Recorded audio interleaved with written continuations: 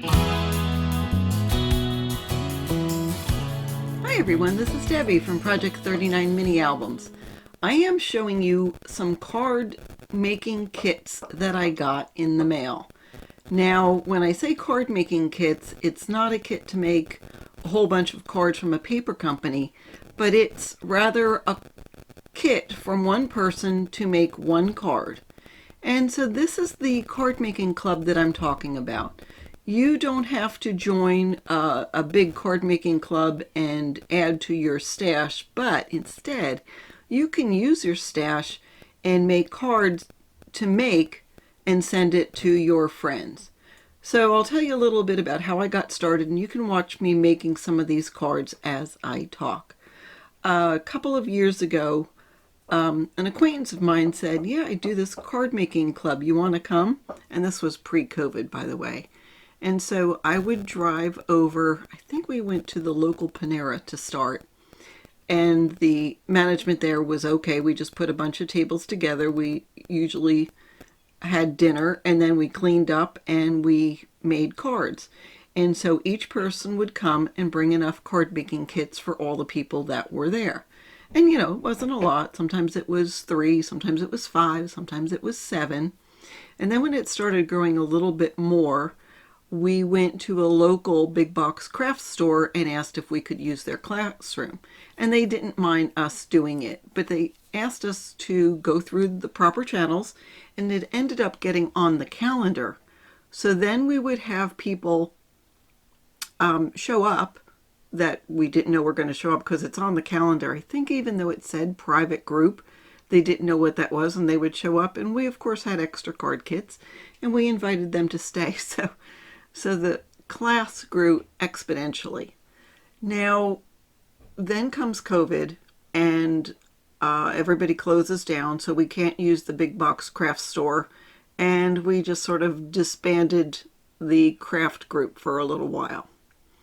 Well, now things have settled down, and my friend Hope decided to start it up again, but do it by mail. Instead of meeting in person, we all would do it by mail. So she sends out a list of the participants, and generally they're the same, but they may change a little bit month to month, and she'll let us know their address. So you know ahead of time if you need to make 5 card kits or 7 or whatever it is. So there's a particular time and date. I think we need to get them out by the 15th, but I try to target it by the 10th. And you send 1 card kit to each of the participants, and then they get it and they do the card. Now sometimes the card's a little involved, so there will be instructions included, but almost all the time we will send out a picture through a text message group of what the finished card would look like, and usually you can just look at the picture and figure it out. As you can see on some of them, you'll see the little notes, and it just tells how they made the card and the little tips and tricks, and if they have dimensional tape or embellishments where they put it, but it doesn't mean that you have to do it. I mean, the whole thing is they'll give you the materials and you make it how you want. And that's a lot of fun. And what's really cool about it is, as you can see, there's a lot of different card types.